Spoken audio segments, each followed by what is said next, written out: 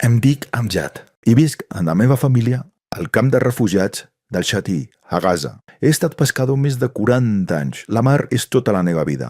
Uns mesos abans de la guerra, vaig aconseguir un permís per treballar a Israel.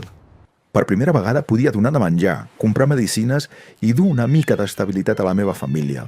Però el 7 d'octubre del 2023 tot es va trencar.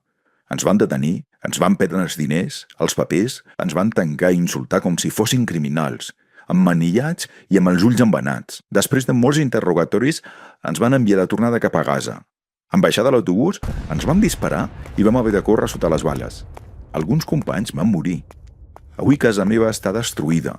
No en tinc feina i els meus fills només mengen quan arriben paquets d'aliments. El més dur és mirar-los i no poder-los protegir.